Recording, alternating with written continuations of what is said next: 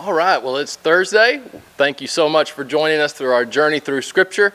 We are going to be finishing up the book of Leviticus today. My name is Philip Thomas, pastor of Journey here in Elgin, Texas. So glad that you have joined us to continue this wonderful journey. Like I said, we are finishing up Leviticus, so if you want to take a moment to read chapters 23 through 27. So we're going all the way to through the end.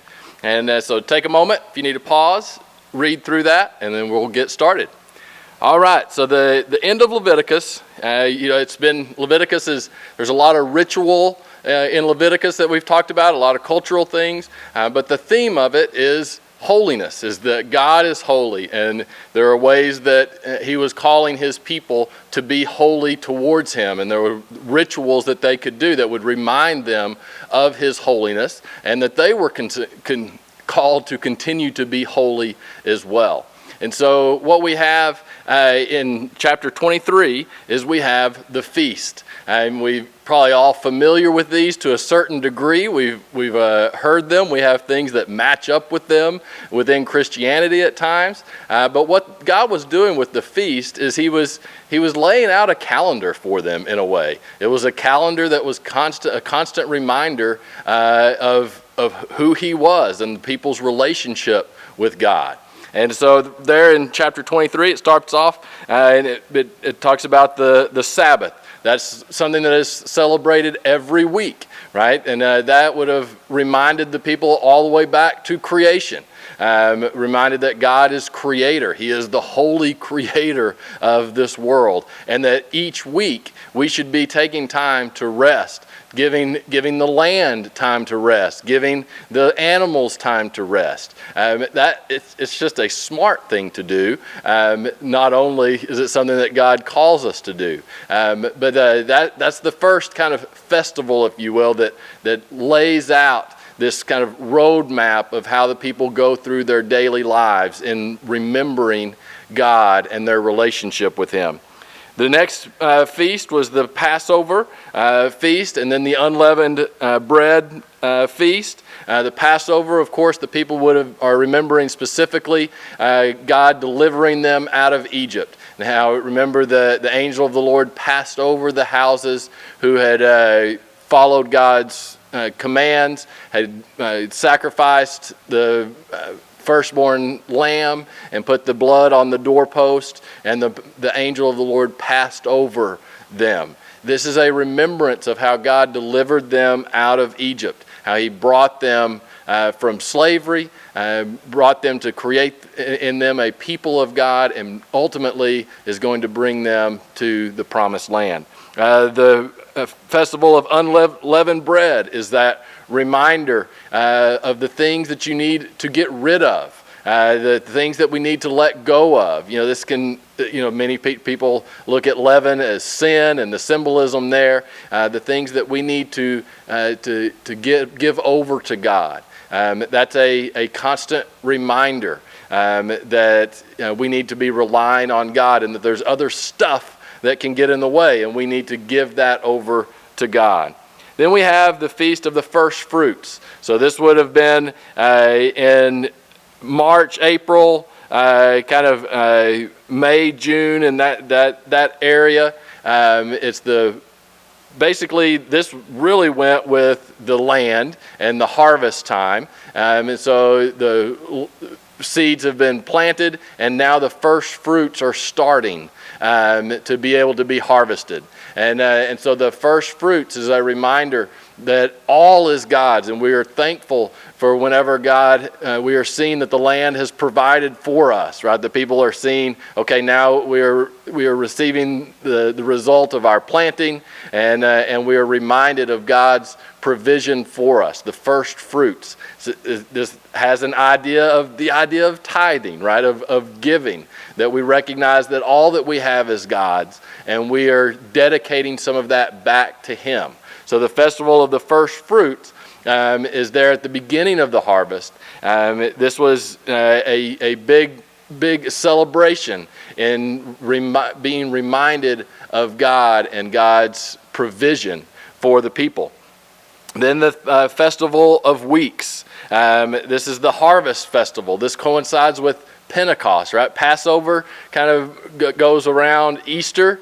The Festival of Weeks is around Pentecost. It's 50 days after the First Fruits Festival.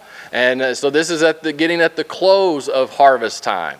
And so now you're finishing up the harvest season, and it is a reminder and a celebration of what God has provided. Interesting one that jumps out to me in this, in verse 22, says, "When you reap the harvest of your land, you shall not wholly reap the corners of your field where you reap, neither shall you gather the gleaning from your harvest.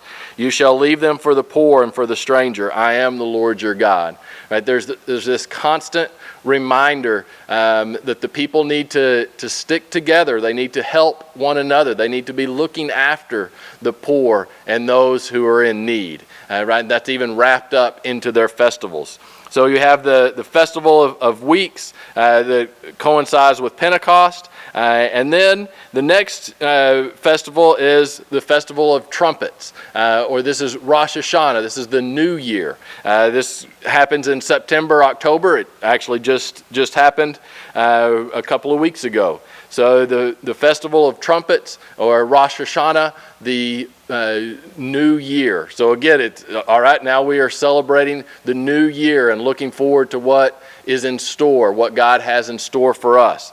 That is followed very quickly by the Day of Atonement. We talked about the Day of Atonement, I believe, last podcast, and that is obviously the time. It's a very somber, very serious time where you are recognizing your sinfulness, that the people are recognizing the sinfulness of the people. The priests are offering sacrifices for the sinfulness of the whole nation. It's the Day of Atonement. It's where you recognize, again, how compared to a holy God, we are not holy. And there needs to be atonement for that. And God has provided that atonement. He provided it here through these rituals here in the Old Testament, but He provides it through Christ for us today, that we can find atonement. But we need to take time to remember that. It's interesting that the first festival after the New Year, right, is the Day of Atonement, of recognizing our sinfulness, recognizing our shortcomings, and atoning for those. Then that follows with the Feast of Tabernacles, or the Feast of Booths. This is remembering kind of the process of God getting the people to the Promised Land. And it has a very hopeful feeling to it. It's looking forward to the future of how God brought the people from slavery, how He overcomes our sin, right? That our sin does not prevent us from being able to experience Him in the future, and looking forward to what God has in store for the rest of the year.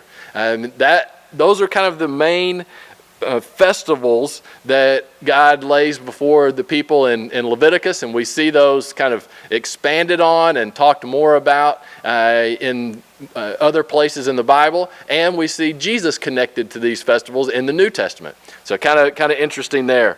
Chapter 24 again goes more into consecrating things around the tabernacle, the olive oil, the lights are supposed, the lamps, not the lights. I don't think they were able to flip the switch back then, but the lamps were supposed to be burning all the time, and the consecrating of the oil to keep the lamps burning.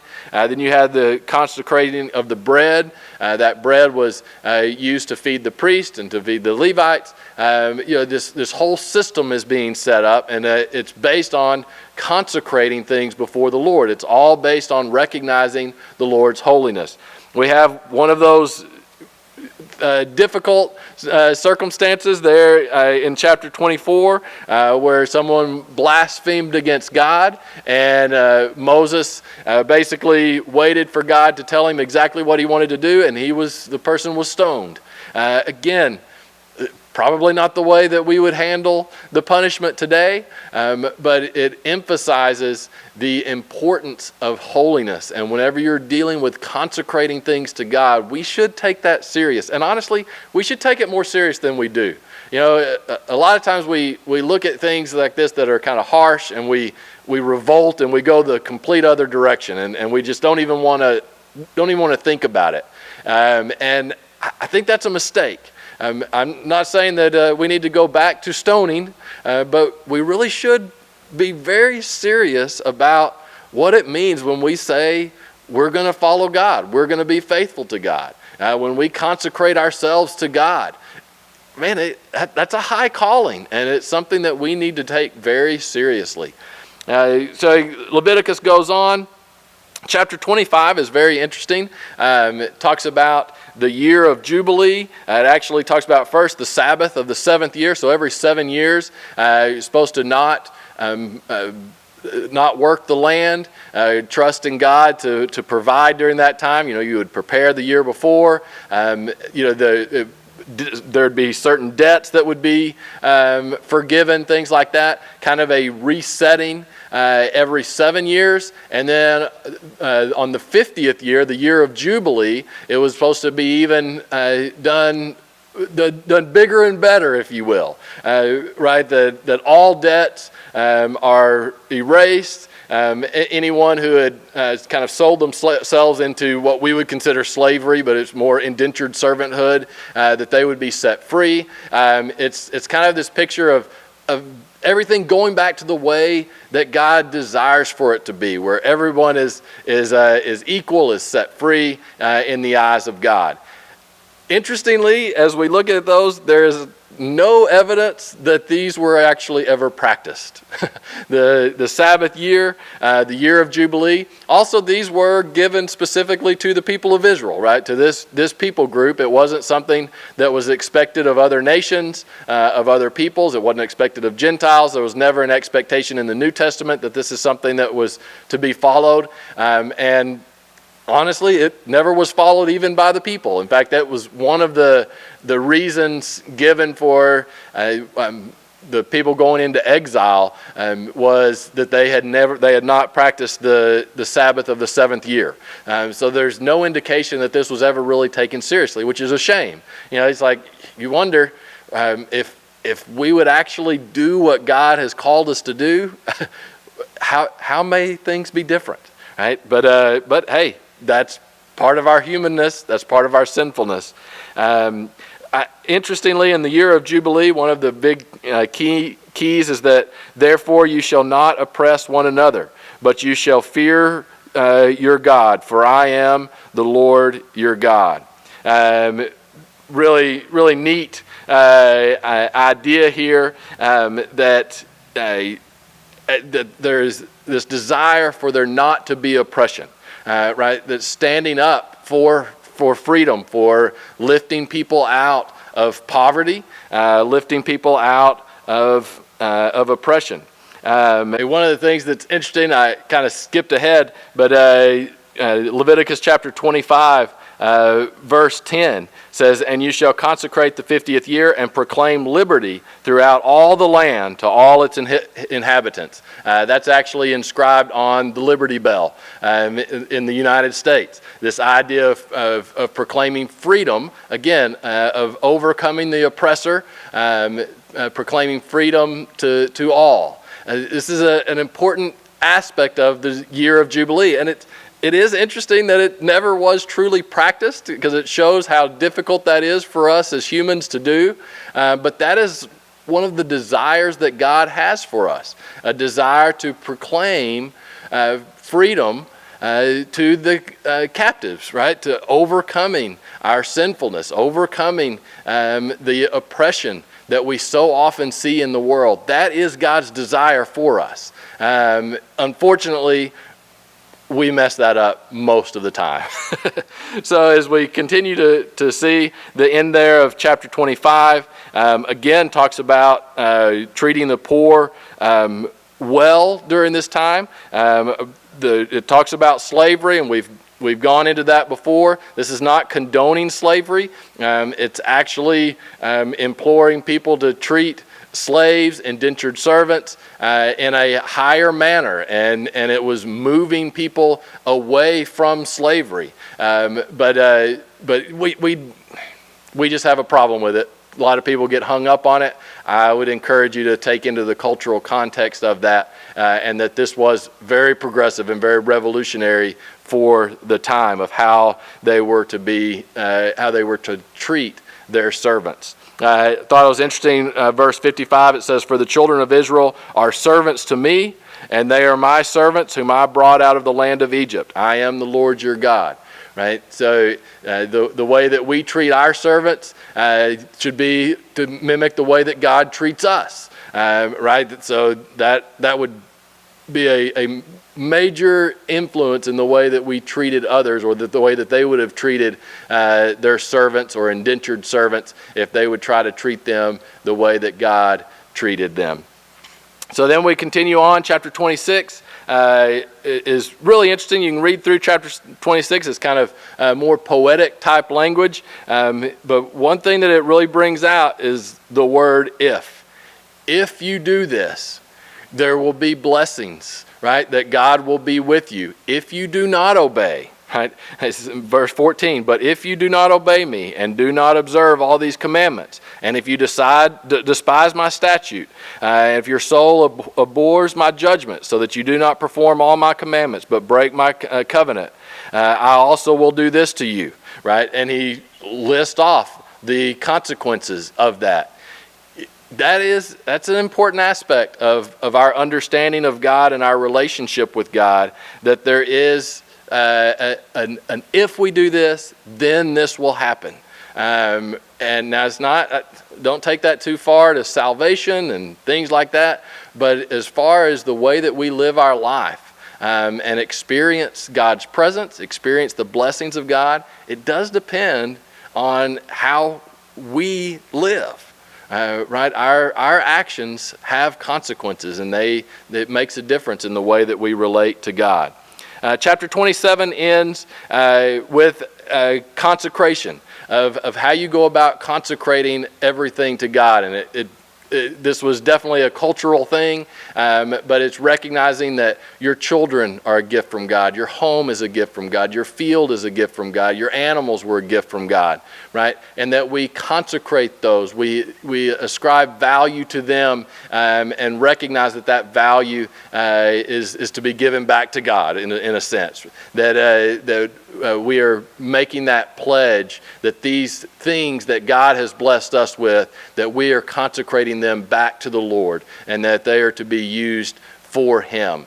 That's so important, and that's really the theme of Leviticus. You may struggle with Leviticus. I know there's parts of it that are tough, but man, don't lose the overall picture of the holiness of God that we see in Leviticus, and how we need to consecrate ourselves to be holy as He is holy. All right, so next Tuesday, we're going to be in Numbers. I encourage you to go ahead and read like the first 8 chapters of Numbers. We'll jump off into that. And I know ahead of time there's going to be some places in Numbers you're going to skip ahead and you're going to skim. It's okay. The Day of Atonement will come, and you can offer that as one of your sacrifices. All right, hope that you have a great weekend. We'll see you next week.